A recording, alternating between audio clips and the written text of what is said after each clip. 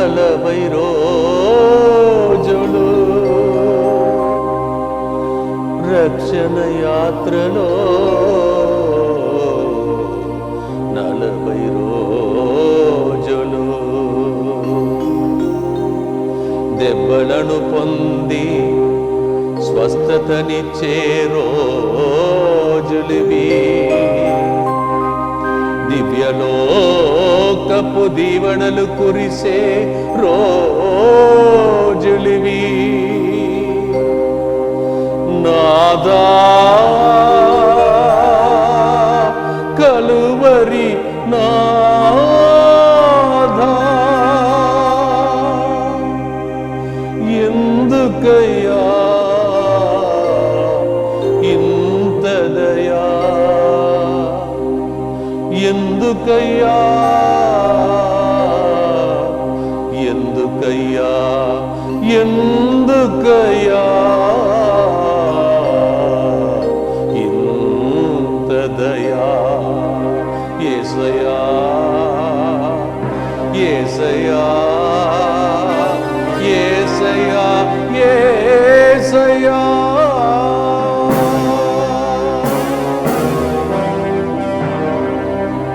నీ సిలువ క్రింద చేరుతున్నాము యేసయ్యా, నీ బంగారు పాదములను పట్టుకుంటున్నాము యేసయ్యా.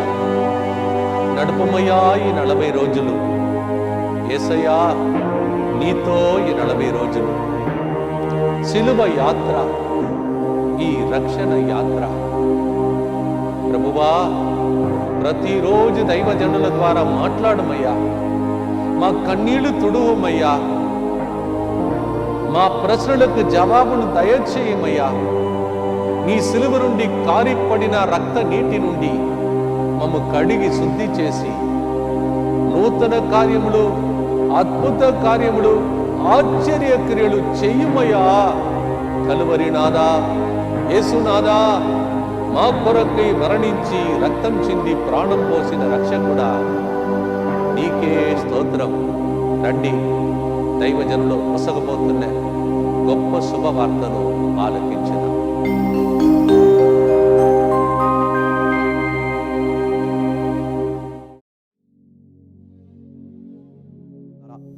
యేసుతో 40 రోజులు అనే యొక్క ఆధ్యాత్మిక కార్యక్రమానికి మిమ్మల్ని అందరినీ కూడా ప్రేమతో ఆహ్వానిస్తూ ఉన్నాను. ఈరోజు మనకి చివరి రోజు. ఈ 40 దినముల పాటు ఎంతోమంది దైవజనులు పరిశుద్ధాత్మ యొక్క ప్రేరణతో మనందరినీ కూడా యేసుక్రీస్తు యొక్క శ్రమల అర్థాన్ని వివరిస్తూ మనం దేవునికి దగ్గరగా రావడానికి తమ యొక్క వాక్య పరిచర్య ద్వారా, బోధన ద్వారా మనకు సహాయపడ్డారు. కనుక ప్రారంభంలోనే వారందరికీ కూడా మనందరి తరపున కృతజ్ఞతలు తెలియజేస్తున్నాను. ఈరోజు ప్రత్యేకముగా యేసుక్రీస్తు ప్రభువు విజయోత్సవముతో గాడిద పిల్లపై యెరూషలేము నగరంలోనికి ప్రవేశించే ఆ యొక్క ఉదంతాన్ని గురించి మనం ప్రత్యేకంగా ధ్యానించబోతున్నాం. ఈరోజు యావత్ ప్రపంచములో మ్రాణి కొమ్మల పండుగ కొనియాడుతున్నారు, మట్టల ఆదివారాన్ని కొనియాడుతున్నారు. మరి ఈ మట్టల ఆదివారము యేసుక్రీస్తు ప్రభు యొక్క విజయోత్సపు పురప్రవేశము మనం ధ్యానిస్తూ ఉన్నాం. అందుకే ప్రియులారా, ఈ యొక్క ఉదంతము యేసుక్రీస్తు ప్రభువు గాడిద పిల్లపై కూర్చొని ఆయన యెరూషలేములో నగరంలో ప్రవేశించడము, మరి ప్రజలందరూ కూడా యేసుక్రీస్తు ప్రభునికి తమ వస్త్రాలను పరిచి ఆయనను నగరంలోనికి ఆహ్వానించటము. మరి జకరియా ప్రవక్త పలికినట్లుగా 9వ అధ్యాయము 9వ వచనంలో ప్రజలందరూ కూడా చేతిలో రెమ్మలు పట్టుకొని ప్రభు పేరట వచ్చువానికి జయము జయము, దావీదు కుమారునికి జయము, హోసాన్నా అని చెప్పి స్తుతి గీతాలు పాడారు. అవును ప్రియ సహోదరి సహోదరులారా, యేసుక్రీస్తు యొక్క పరిచర్య అంతిమ దినాలలో ప్రవేశించింది. ఈ యొక్క మట్టల ఆదివారము ముఖ్యముగా శ్రమల కాలములో ఆ యొక్క శ్రమల వారానికి మొదటి దినముగా మనం చూస్తున్నాం. శ్రమలలో ప్రవేశించడానికి మొదటి ఘట్టముగా మనం చెప్పొచ్చు. మరి అంతేకాదు, మనం పరిశుద్ధ గ్రంథంలో చూసినట్లయితే ప్రియులారా, యేసుక్రీస్తు ప్రభువు ఒక గాడిద పిల్ల మీద రావటం మనం చూస్తున్నాం. గాడిద పిల్ల మీద రావటం అంటే, గాడిద అనేది ప్రియులారా సమాధానానికి, శాంతికి చిహ్నం. యుద్ధానికి వెళ్ళే రాజు ప్రియులారా ఒక గుర్రం మీద వెళ్తున్నాడు, కానీ సంధి చేసుకోవడానికి వచ్చే రాజు గాడిద పిల్లపై లేకపోతే గాడిదపై రావటం అనేది మనం చూస్తున్నాం. పరిశుద్ధ గ్రంథములో అతి తరచుగా మనకి దేవుడు ప్రస్తావించిన పరిశుద్ధ గ్రంథంలో అనేక జంతువులు ప్రస్తావించబడ్డాయి. అలా తరచుగా ప్రస్తావించబడిన ఒక జంతువు గాడిద. ఎందుకంటే మన పాత నిబంధన గ్రంథములో ముఖ్యమైన ఘట్టాలలో ఈ గాడిద కూడా అక్కడ దాని యొక్క పాత్ర కూడా ఉండటం మనం చూస్తున్నాం. మొదటగా గమనించినట్లయితే దేవుడు అబ్రహామును తన యొక్క కుమారుని ఈసాకుగా బలిగా అర్పించమన్నప్పుడు అబ్రహాము తన యొక్క కుమారుడైన ఈసాకును 22వ అధ్యాయం 3వ వచనంలో ఆ గాడిద పిల్ల మీద వాళ్ళు ప్రయాణం చేసి అక్కడ హోరేబు కొండకు వెళ్ళటం మనం చూస్తున్నాం, ఈసాకును బలిగా అర్పించడానికి.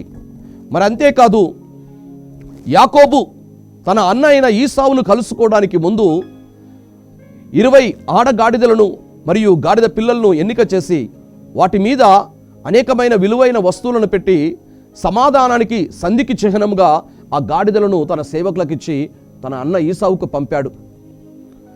అంతేకాదు, చూస్తున్నాము ఐగుప్తులో ఆదికాండము 42వ అధ్యాయం 26వ వచనంలో ఐగుప్తులో ఘోరమైన కరువు వచ్చింది. ఆ ఘోరమైన కరువు వచ్చినప్పుడు యాకోబు తన 12 మంది తన యొక్క కుమారులందరినీ కూడా 11 మంది కుమారులందరినీ కూడా ఆయన ఐగుప్తు దేశానికి పంపించాడు ఆ యొక్క ఆహారాన్ని కొని తీసుకొని రావడానికి. వారందరూ కూడా గాడిదల మీద వెళ్ళారని చెప్పి మనకి వాక్యం తెలియచేస్తుంది. మరి మొదటి సమూయేలు గ్రంథము 25వ అధ్యాయంలో చూసినట్లయితే నాబాలు అనే వ్యక్తి దావీదుకు కోపం రప్పించాడు. మరి దావీదు మరి అతని సైన్యము ఈ నాబాలుని నాశనం చేయాలని బయలుదేరినప్పుడు ఆ విషయము ఆ నాబాలు యొక్క భార్యకు తెలిసింది, అబిగాయలు త్వరపడి దావీదు యొక్క కోపాన్ని పోగొట్టడానికి, దావీదును శాంతపరచడానికి గాడిదలను సంసిద్ధపరిచి ఆ గాడిదల మీద ఆహారాన్ని మరియు విలువైన కానుకలని దావీదు దగ్గరికి తీసుకొని పోయి దావీదుతో సంధి చేయడానికి ఆమె ప్రయత్నించింది. అంతేకాదు, యోబు గ్రంథములో 39వ అధ్యాయము 6 నుంచి 8 వచనాలు చదివితే, ప్రియులారా, దేవుడు యోబునకు దేవుని యొక్క శక్తిని, ఆయనలో ఉన్న సృజనాత్మకతను వివరించే సమయంలో 14 జంతువుల యొక్క పేర్లను ప్రస్తావించాడు. 14 జంతువుల పేర్లను. ఆ ప్రస్తావించబడిన జంతువుల పేర్లలో గాడిద కూడా ఒకటి, అడవి గాడిద కూడా ఒకటి. అంటే ఈ విధంగా మనం చూడొచ్చు పరిశుద్ధ గ్రంథములో. మరి అంతేకాదు, ఇజ్రాయేలు ప్రజలను శపించాలని చెప్పి బిలాము ప్రవక్త గాడిదపై వెళ్తూ ఉంటే ఆ గాడిద మొరాయించింది. పరిశుద్ధ గ్రంథములో ఒక గాడిద మనిషితో మాట్లాడటం మొదటిసారిగా మనం చూస్తున్నాం. దేవుడు ఆ గాడిద ద్వారా బిలాము ప్రవక్తతో మాట్లాడుతున్నాడు. సో ఈ విధంగా మనం పరిశీలించినట్లయితే ప్రియులరా, పరిశుద్ధ గ్రంథములో గాడిదలు అనేక ఒక ప్రాముఖ్యత కలిగి ఉన్నాయి. మరి యేసుక్రీస్తు ప్రభువు కూడా ప్రియులరా ఆ కట్టివేయబడిన గాడిద మీద అక్కడ శిష్యులతో అంటున్నాడు, అక్కడ కట్టివేయబడిన గాడిద, మీరు వెళ్ళండి, పలానా స్థలానికి వెళ్ళినప్పుడు అక్కడ మీకు కట్టివేయబడిన గాడిద కనిపిస్తుంది అంటున్నాడు. అవును ప్రియ సహోదరి సహోదరులారా, ఏ విధంగా ఆ గాడిద పిల్ల కట్టివేయబడిందో మనం కూడా పాపము అనే త్రాడుతో కట్టివేయబడ్డాం, శాపము అనే త్రాడుతో సంఖ్యలతో కట్టివేయబడ్డాం. పాపపు అలవాట్లు, చెడు అలవాట్లు, వ్యసనాలు, దురలవాట్లు అనే కట్లతో మనం కట్టివేయబడ్డాం. సైతాను యొక్క బంధాలతో మనం కట్టివేయబడ్డాం. మరి యేసుక్రీస్తు ప్రభువు కట్టివేయబడిన దానిని విప్పటానికి వచ్చాడు. మనల్ని పాపము నుంచి విడిపించడానికి వచ్చాడు, శాపము నుంచి విడిపించడానికి వచ్చాడు, సైతాను యొక్క బంధకాల నుంచి విడిపించడానికి వచ్చాడు, శరీరం నుంచి విడిపించడానికి వచ్చాడు, లోక ప్రభావం నుంచి విడిపించడానికి వచ్చాడు, వ్యసనాల నుంచి దురలవాట్ల నుంచి విడిపించడానికి వచ్చాడని చెప్పి మనం గ్రహించాలి. ప్రియ సహోదరి, ప్రియ సహోదరుడా, సాధారణంగా మనం చూసినట్లయితే గాడిదని ఎక్కువగా బరువులు మోస్తానికి, భారాలు మోస్తానికి ఎక్కువగా ఉపయోగిస్తారు.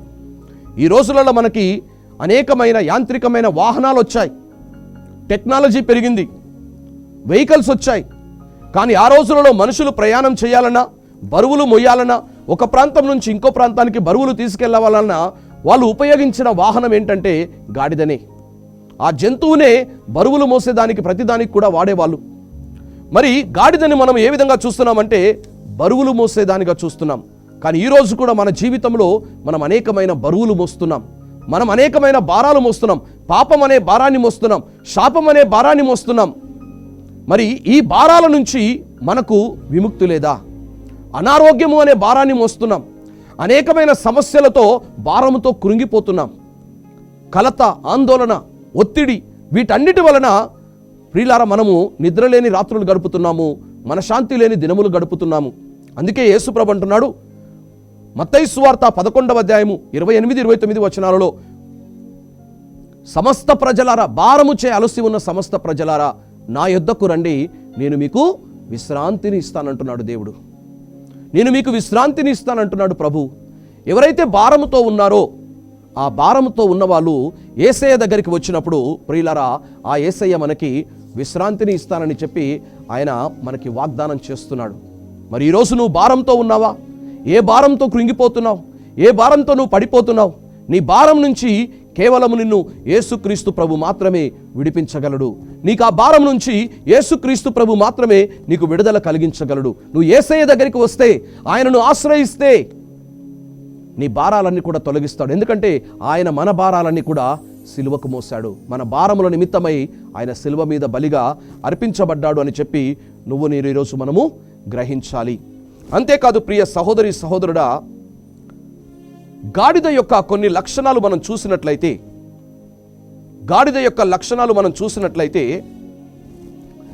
పరిశుద్ధ గ్రంథంలో ఈ విధంగా రాయబడి ఉంది. లేవియ కాండము 11వ అధ్యాయము 1వ వచనంలో.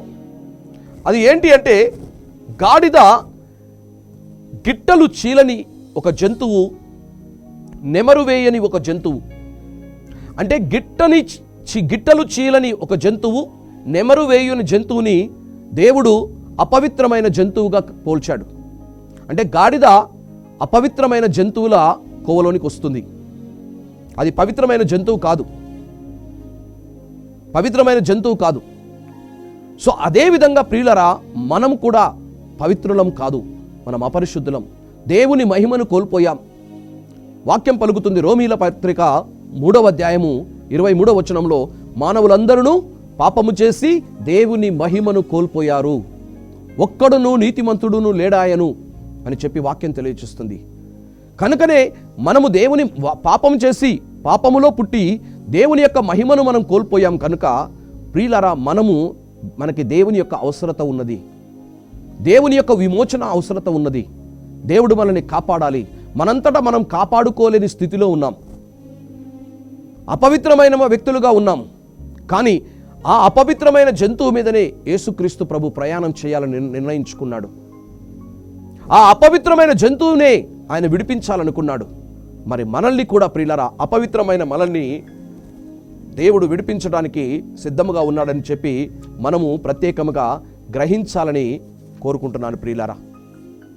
అంతేకాదు, మనం ఇంకా కొన్ని విషయాలు మనం గమనించినట్లయితే, గాడిద గురించి, విడిపించబడిన గాడిద పిల్ల యేసుక్రీస్తు ప్రభు యొద్దకు తీసుకొని రాబడింది అని చెప్పి మనకి మార్కు సువార్త 11వ అధ్యాయము 7వ వచనంలో చదువుతున్నాం.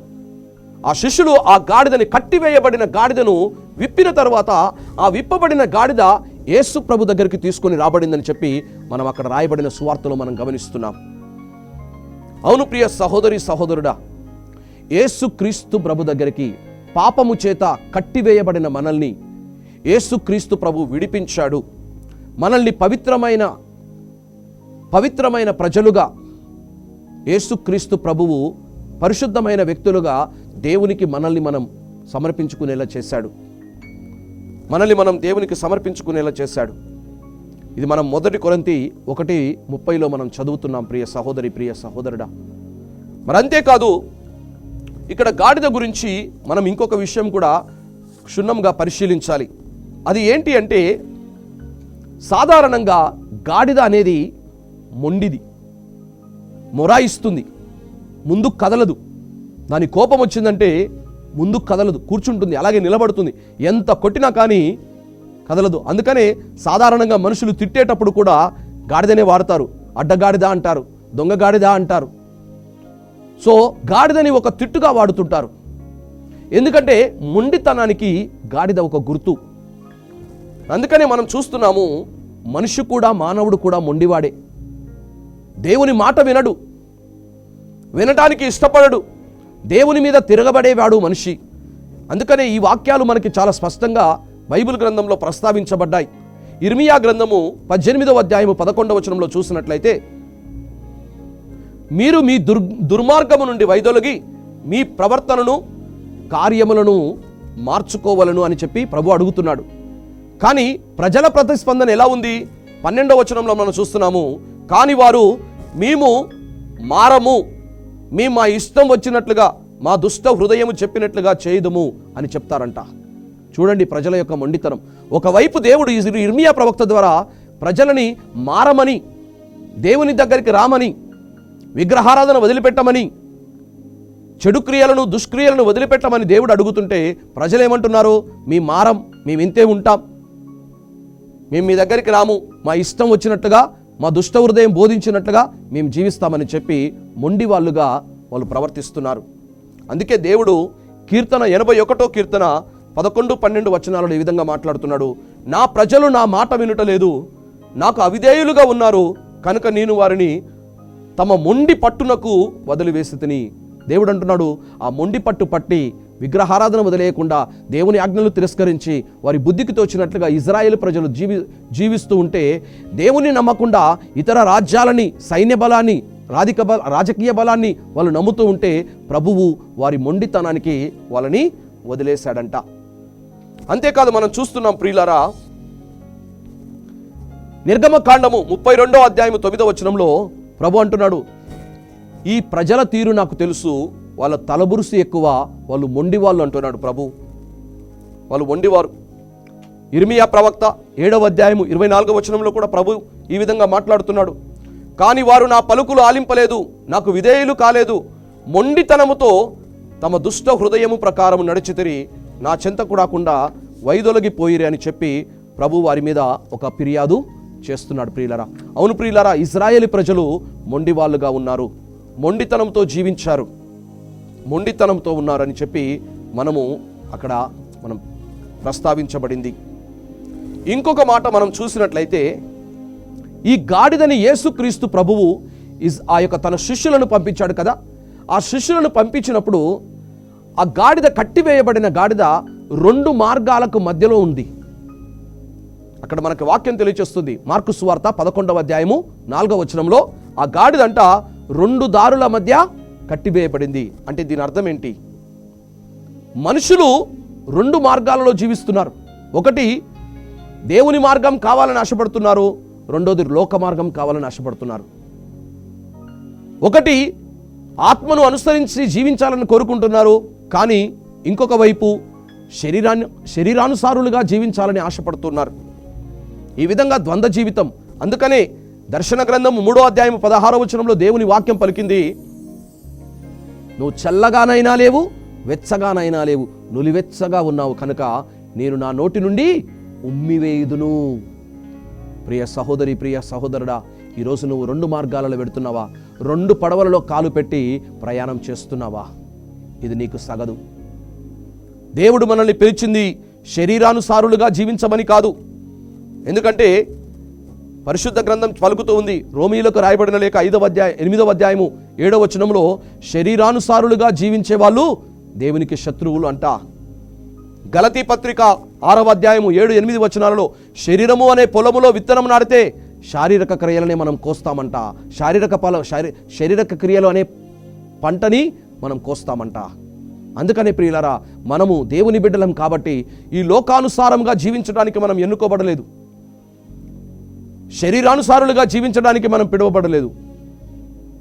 దేవుని యొక్క ఆత్మతో నింపబడి దైవికమైన వ్యక్తులుగా దైవ స్వభావంతో జీవించడానికి మనం పిలువబడ్డాము, మనం ఎన్నుకోబడ్డామని చెప్పి మీరు గ్రహించాలి. ఈరోజు నీ జీవితాన్ని పరిశీలించు. నువ్వు నిలువెచ్చగా ఉన్నావా? అటు చల్లగా లేకుండా వెచ్చగా లేకుండా నడి మధ్యలో నడుస్తున్నావా? అటు దేవుని వైపు లేకుండా లోకంలో ఉన్నావా, లేక రెండింటి మధ్యలో ఊగిసలాడుతున్నావా? ఒకవైపు భక్తిని ప్రదర్శిస్తూ ఇంకొక వైపు లోకాశలతో జీవిస్తున్నావు. ఒకవైపు శరీరానుసారుగా జీవితుడై ఇంకొక వైపు ఆత్మలో జీవించాలని ప్రయాసపడుతున్నావు. ఏదైనా ఒకటే ఎన్నుకో. ఈరోజు ఆ గాడిద యేసుక్రీస్తు ప్రభు కోసం ఎన్నిక చేయబడింది. ఈరోజు నీవు కూడా దేవుని కోసం ఎన్నిక చేయబడాలని చెప్పి నేను కోరుతున్నాను ప్రియ సహోదరి, ప్రియ సహోదరుడా. అంతేకాదు, మనం పరిశీలించినట్లయితే ఇంకా కొన్ని ముఖ్యమైన విషయాలు మనం తెలుసుకోవచ్చు. అవేంటంటే ప్రియులారా, మనకి యేసుక్రీస్తు ప్రభువు ఆ కట్టివేయబడిన గాడిద దానిని తీసుకొని వచ్చినప్పుడు మనం గమనించాలి, ఆ గాడిద మీద ప్రజలు పరిచిన బట్టలపై వస్త్రాలు వేయబడ్డాయి. ఆ విడిపించబడిన గాడిద మీద వస్త్రాలు వేయబడ్డాయి అంట. ఆ గాడిదని యేసుక్రీస్తు ప్రభువులకు తీసుకొని దగ్గరికి వచ్చిన తర్వాత ఆ గాడిద మీద ప్రజలు ఏం చేశారు, శిష్యులు ఏం చేశారు, తమ వస్త్రాలను గాడిద మీద కప్పారు. అంటే ఆ వస్త్రములు కప్పటం ద్వారా, యేసుక్రీస్తు ప్రభు దాని మీద రావటం ద్వారా ప్రియులారా ఆ గాడిదకు విలువ వచ్చింది. క్రీస్తు మనం గమనించాలి, యేసుక్రీస్తు ప్రభు మనకు రక్షణ అనే వస్త్రాన్ని ఇస్తున్నాడు, నీతి అనే వస్త్రాన్ని ఇస్తున్నాడు, మహిమ అనే వస్త్రాన్ని ఇస్తున్నాడు. ప్రియులారా, ఈ వస్త్రాలు ధరించడానికి మనం అర్హులమా అని ఆలోచించుకో. గలతీ పత్రిక 3వ అధ్యాయం 24వ వచనంలో వాక్యం పలుకుతుంది, మీరు యేసుక్రీస్తును ధరించండి అంటున్నాడు. మీరు యేసుక్రీస్తును ధరించండి అంటున్నాడు. రోమా పత్రిక 13వ అధ్యాయం 14వ వచనంలో కూడా పునీత పౌలు గారు అంటున్నారు రోమీలతో, రోమా సంఘ ప్రజలకి, మీరు యేసుక్రీస్తును ధరించి ఉండండి అంటున్నాడు. మరి నీవు ఎవరిని ధరిస్తున్నావు?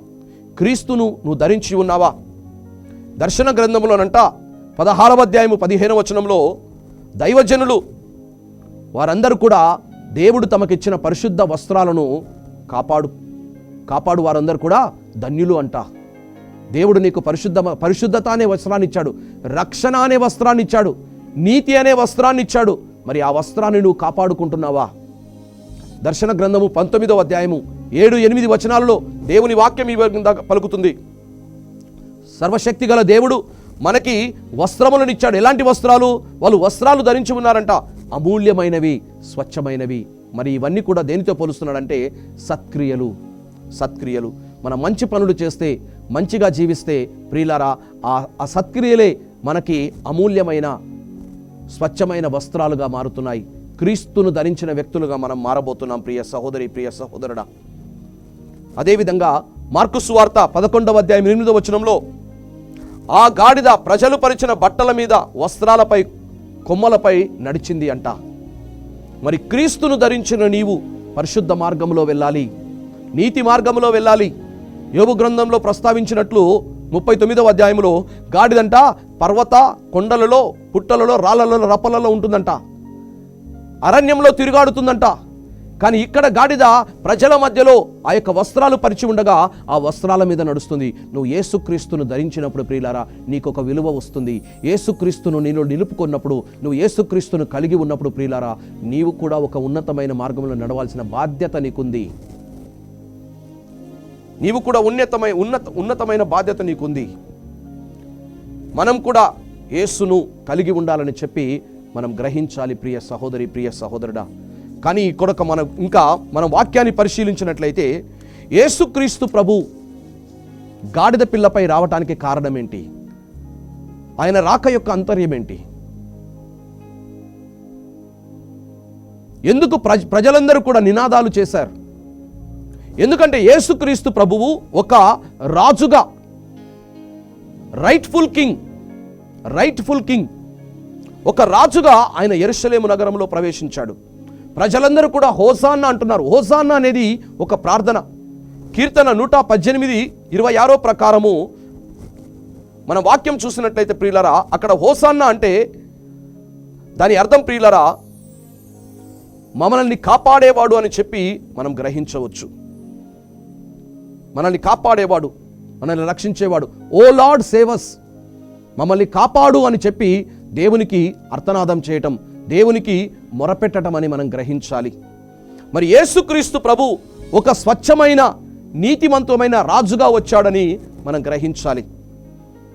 ఎందుకంటే దావీదు తన కుమారుడైన సొలొమోనుని రాజుగా ప్రకటించినప్పుడు రాజుల మొదటి గ్రంథము 1వ అధ్యాయము 38-39 వచనాలలో ప్రజలందరూ కూడా నూతనంగా రాజుగా ప్రకటించబడిన సొలొమోనును గాడిద పిల్లపై కూర్చోబెట్టుకొని రాజుగా ప్రకటిస్తూ ఊరేగింపుగా తీసుకొని వెళ్ళారు.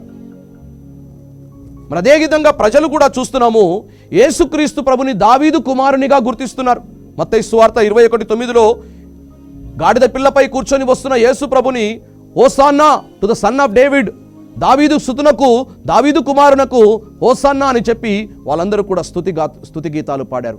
ప్రభువు నామమున వచ్చువాడు ధన్యుడు అంటున్నారు.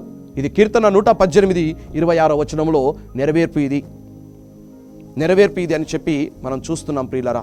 మరి అంతేకాదు, యేసుక్రీస్తు ప్రభువు విజయోత్సాహంతో ఆయన రాజుగా వచ్చాడు. కానీ ప్రజలందరూ కూడా ఎలాంటి రాజును ఆశపడ్డారు?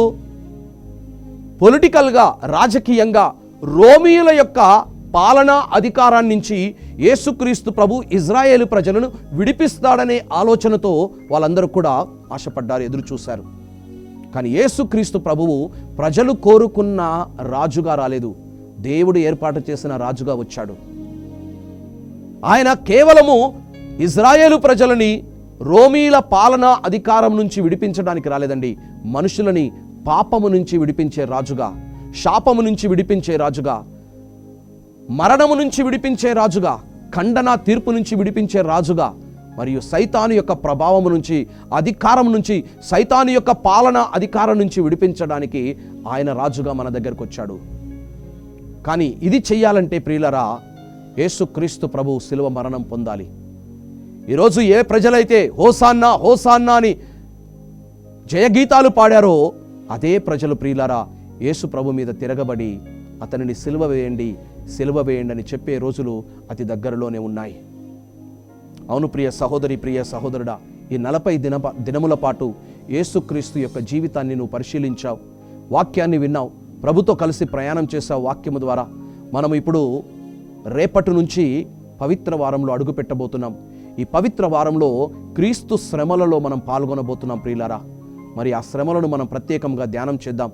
ఈ యొక్క 5 దినములు ప్రియులారా, 6 రోజుల పాటు పునరుత్థాన వెలుగు మన మీద ప్రకాశించేంత వరకు, క్రీస్తు పునరుత్థాన మహిమ మనలో ప్రకాశించేంత వరకు కూడా మనము ప్రార్థనకి సమయాన్ని కేటాయించుదాం, ధ్యానానికి సమయాన్ని కేటాయించుదాం. యేసుక్రీస్తు శిలువ శ్రమలను మనం ధ్యానించుదాం ప్రియులారా. మిమ్మల్ని అందరినీ కూడా ప్రేమతో ఆహ్వానిస్తున్నాను. క్రీస్తు అనే రాజును నీ హృదయంలోనికి ఆహ్వానించి ఆయనను, నీ జీవితాన్ని, నీ సర్వస్వాన్ని ఆయన పాదాల చెంత సమర్పించి ఆయనను రాజుగా అంగీకరించి, పరిపాలనా అధికారిగా, యజమానిగా అంగీకరించి ఆయనకు లోబడి జీవించడానికి నువ్వు సిద్ధంగా ఉన్నావా? కేవలము మాటలలో ఆ యొక్క తాళపత్రాలు పట్టుకొని హోసాన్నా హోసాన్నా అని చెప్పి ఈరోజు మనం పలకటం కాదు. క్రీస్తును మన హృదయంలోనికి ఆహ్వానించి ఆయనకు ముందు సాగిలపడి క్రీస్తుకు లోబడి జీవిస్తేనే అప్పుడు నిజమైన క్రైస్తవ జీవితానికి అర్థం ఉంటుంది. లేక మనం ఇందాక వాక్యంలో చూసినట్లు తిరగబడిన గాడిద వలె, మొండిగా ఉండే ప్రజల వలె మనం ఉంటామా అని చెప్పి ఆలోచించుకోవాలి. ఈరోజు మనం విప్పబడిన గాడిద వలె, ప్రభువుకు ఉపయోగపడే గాడిద వలె మనం మారాలి ప్రియులారా. ప్రభుని మోసుకొని వెళ్ళే గాడిదగా మనం మారాలి. ప్రభునకు మన జీవితాన్ని, సర్వస్వాన్ని సమర్పించాలి. ఆయన రాజ్యం మనలో రావాలి, ఆయన పరిపాలన మనలో రావాలి, ఆయన పరిపాలన మన కుటుంబాలలో రావాలి. మనం ఎక్కడికి ఉన్నా, ఏ స్థలంలో పనిచేస్తున్నా ఆ పరిపాలన అనేది అక్కడ చెల్లుబాటు కావాలి. ప్రియ సహోదరుడు, ఒక నిమిషం ప్రార్థన చేసుకుందాం. సర్వశక్తిమంతుడైన తండ్రి, ఈ 40 రోజుల పాటు నువ్వు మాకు తోడుగా ఉండి ప్రభువా, యేసుతో 40 దినములు ఆయన యొక్క శ్రమలను ధ్యానిస్తూ మేము ప్రయాణం చేశామయ్యా. ఎంతోమంది దైవజనులు ఈ వాక్య పరిచర్య చేయడానికి సహాయం అందించారు. మరి ఈ వాక్య పరిచర్యను ప్రభువా, షూటింగ్ చేసిన వాళ్ళు, ఎడిటింగ్ చేసిన వాళ్ళు, మరి ప్రజలకి వాళ్ళకి అర్థమయ్యేలా ఆ విధంగా యూట్యూబ్లో అప్లోడ్ చేసిన వాళ్ళు, వారందరినీ కూడా, వారి కుటుంబాలను మేము గుర్తు చేసుకుంటున్నాం. వారందరినీ కూడా ఆశీర్వదించండి. ఈ వాక్యం విన్న ప్రతి ఒక్కరిని కూడా దీవించండి ప్రభువా. ఈ వాక్యము వారి హృదయం మీద ముద్రింపబడును గాక. అవును తండ్రి, ఈరోజు ఎంతోమంది అనేకమైన బంధకాలలో ఉన్నారు, కట్టివేయబడ్డారు ప్రభువా. విడుదల కోసం చూస్తున్నాం ప్రభువా. యేసుక్రీస్తు ద్వారా, ఆయన శ్రమల ద్వారా మా అందరి జీవితాలలో విడుదల వచ్చునుగా కానీ ప్రార్థిస్తున్నాం. ఈ ప్రార్థన మా నాథుడైన క్రీస్తు ద్వారా అడిగి వేడుకొనిచున్నాము తండ్రి. ప్రభువు మీతో ఉండునుగాక. సర్వశక్తి గల సర్వేశ్వరుడు పిత, పుత్ర, పవిత్రాత్మ మేము గొప్పగా దీవించి ఆశీర్వదించునుగాక. Praise the Lord. ఆమేన్.